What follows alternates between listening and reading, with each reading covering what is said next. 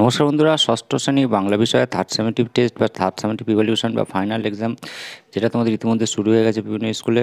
আজকে আমরা বাংলা বিষয়ে কেমন ধরনের প্রশ্ন এসছে এবং সাজেশন ভিত্তিক প্রশ্ন সেটা নিয়ে আলোচনা করব। আমরা ইতিমধ্যেই কম্পিউটার থেকে শুরু করে অঙ্ক, ইংরেজি সমস্ত বিষয়ে প্রশ্ন উত্তর পোস্ট করে দিয়েছি। তোমরা এখন না দেখে থাকলে অবশ্যই ভিডিওর প্লেলিস্ট সেকশন থেকে তোমরা প্রশ্নগুলো দেখে নিও। তো আজকে যেটা করছি, আমরা এই বাংলা বিষয়ে কেমন ধরনের প্রশ্ন আসছে বিভিন্ন স্কুলে সেটা নিয়ে আলোচনা করবো। এগুলো তোমরা দেখে থাকলে অবশ্যই মোস্ট ইম্পর্টেন্ট প্রশ্নগুলো তোমরা বলছিলে কমেন্ট করে যে পোস্ট করার জন্য, সেই জন্যই এই দেখতেই পাচ্ছ একটা স্কুলের প্রশ্ন। তো তোমরা কী করবে, তোমরা অবশ্যই ভিডিওটি লাইক করে চ্যানেলটিকে সাবস্ক্রাইব করে দাও, কারণ এরপরে যে সাবজেক্টের প্রশ্ন পোস্ট করবো তাহলে সবার আগে নোটিফিকেশানটা তোমাদের কাছে চলে যাবে। ঠিক আছে, তো চলো আমরা সরাসরি শুরু করি। বাংলা কেমন ধরনের প্রশ্ন আসছে সেটা একবার দেখে নিই।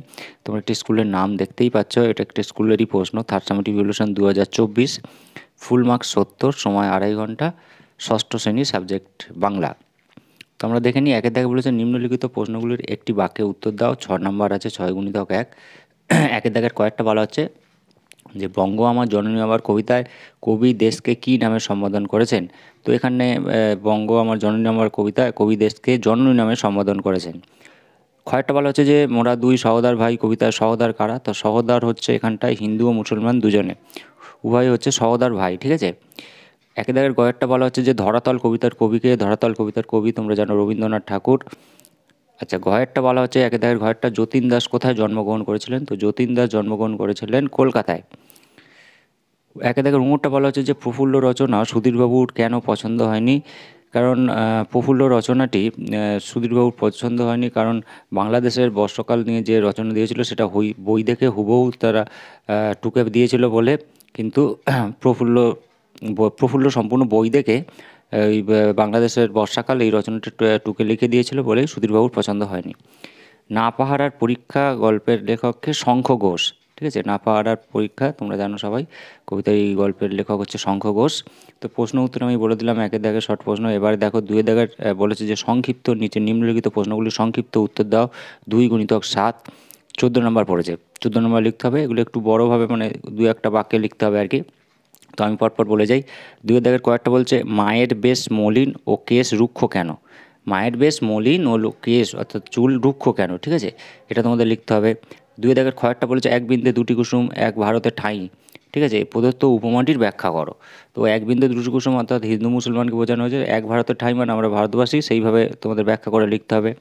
যেতে যেতে নদী তীরে কবির চোখে কোন দৃশ্য ধরা পড়েছে সেটা তোমরা লিখবে। গয়েরটা দুই দাগের গয়েরটা, এবং দুই দাগের ঘয়েরটা বলছে যে স্কুলের গেটে দাঁড়িয়ে হাবুর কী মনে হচ্ছিল। ঠিক আছে, খুবই সোজা, সম্পূর্ণ বই থেকেই পড়েছে, পাতা বাহার থেকে দেখতে পাচ্ছ। দুই দাগের উঙরটা বলছে যে মাঝে মাঝে পাতা উল্টিয়ে বলে চলে। পাতা উল্টানোর কারণটা কী সেটা তোমাদের লিখতে হবে। দুই দাগের চয়েরটা বলছে দুজন প্রখ্যাত বাঙালি বিজ্ঞানীর নাম লেখো। প্রফুল্লচন্দ্র রায় এবং জগদীশচন্দ্র বসু, এরকম দুজন নাম লিখে দেবে। এরপর বলছে যে দুই দাগের ছয়টা যখন খেলা শেষ হয়ে যাবে, খেলা শেষের পর কোন ঘটনা ঘটবে সেটা তোমাদের লিখতে হবে। এরপর 3 দাগে বলছে যে নিচের প্রশ্নগুলির নিজের ভাষায় লেখো, নিচের প্রশ্নগুলির উত্তর নিজের ভাষায় লেখো। 5x4, 20 নম্বর পড়েছে, এটা একটু বড় প্রশ্ন। দেখো 3 দাগের কয়েকটা বলছে যে বঙ্গ আমার জননী আমার কবিতাটির নামকরণ সার্থক কেন আলোচনা করো। তো কবিতাটির ব্যাখ্যা দিয়ে তোমাদের আলোচনা করতে হবে, লিখতে হবে। 3 দাগের কয়েকটা বলছে চাঁদ সূর্যের আলো কেহ কম বেশি কি পায়। সূর্য অর্থাৎ চাঁদ সূর্যের আলো কী। কবির এই প্রশ্নের অন্তর্নিহিত অর্থ বুঝিয়ে দাও। ঠিক আছে, এরপর 3 দাগের গয়ারটা বলছে বেমালুম ঠকালো আমাকে। হাবুল কি সত্যিই মাস্টারমশাইকে ঠকিয়েছিল। এরপর 3 দাগের ঘয়েরটা বলা হচ্ছে যে এরপর বিষ্টু বল ডেলিভারি দিল। বল ডেলিভারির আগে বিষ্টু যা ঘটনা ঘটায়, অর্থাৎ বিষ্টু যা ঘটনা ঘটায় তা বিবৃত করো। তো এই প্রশ্নগুলো কিন্তু তোমাদের নিজের ভাষায় উত্তর দিয়ে 4টে 5 নাম্বার করে আছে, একটু ব্যাখ্যা করে অন্তত 5-6 লাইনের বেশি এইভাবে ব্যাখ্যা করে তোমাদের লিখতে হবে। 20 নাম্বার পড়েছে। ঠিক আছে, এরপরে দেখো 4 দাগে যেটা বলা হচ্ছে যে হজ বরল বইটির নামকরণ এরম করো। কারণ হজ বর্ণনা যেহেতু যে বর্ণগুলো হ জ ব এগুলো পটপট যেভাবে সাজানো নেই, তেই বইটির যে ঘটনাক্রম, ঠিক আছে, সেগুলো ওইভাবে সাজানো নেই। সেই বইটির ঘটনাক্রম বিভিন্ন রকমভাবে সাজানো আছে বা এলোমেলোভাবে সাজানো আছে বলেই বইটির নাম এরকম হজ বরল বলে রাখা হয়েছে। এটা কিন্তু তোমাদের 5 নাম্বার পড়েছে। 5-এর দাগে পড়েছে দেখো খুব ভালো প্রশ্ন, সন্ধি বিচ্ছেদ মানে গ্রামাটিক্যাল প্রশ্ন, ব্যাকরণগত প্রশ্ন পড়েছে, যথেষ্ট, ততোধিক, ততযুক্ত, অধিক, এই দুটো সন্ধি বিচ্ছেদ পড়েছে। 5-এর ক্ষয়টা পড়েছে যে মৌলিক শব্দ কাকে বলে উদাহরণ দাও, মৌলিক শব্দ যেগুলো ভাঙা যায় না, ঠিক আছে, উদাহরণ দিতে হবে। এরপর 5-এর দাগের গয়েরটা বলেছে যে নিচের অনুসর্গগুলির আগে অর্থপূর্ণ শব্দ বসাও, অর্থাৎ এই যে দুটো দিয়েছে পানে এবং বাবদ, ঠিক আছে, তার মানে অর্থাৎ কর বাবদ হয় এবং সম্মুখ পানে হয়, ঠিক আছে, এইভাবে তোমরা লিখে নেবে। 5-এর দাগের ঘয়েরটা বলা হচ্ছে অসমাপিকা ক্রিয়া কাকে বলে উদাহরণ দাও, ঠিক আছে, এটা ক্রিয়ার বিভিন্ন যে ভাগ আছে সেটা থেকে অসমাপিকা ক্রিয়া কাকে বলে সেটা তোমাদের লিখতে হবে।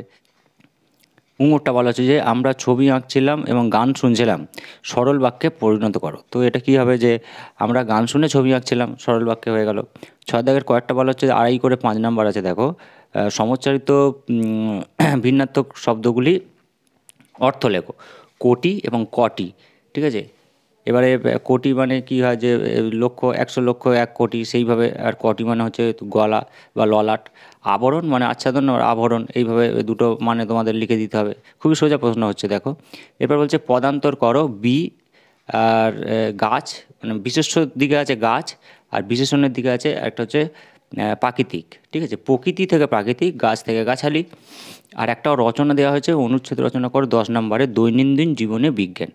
তো এই প্রশ্নগুলোই তোমরা কিন্তু অবশ্যই দেখে রাখবে পরীক্ষা দিতে যাওয়ার আগে। আর যদি কোনো না পারো বা কারো কোনো অসুবিধা থাকে অবশ্যই তোমরা কমেন্ট করে জানাও। তোমরা অবশ্যই কিন্তু চ্যানেলটিকে সাবস্ক্রাইব করে দিও। ভিডিওটি শেষ করলাম, সবাই খুব ভালোভাবে পরীক্ষা দেবে। ধন্যবাদ।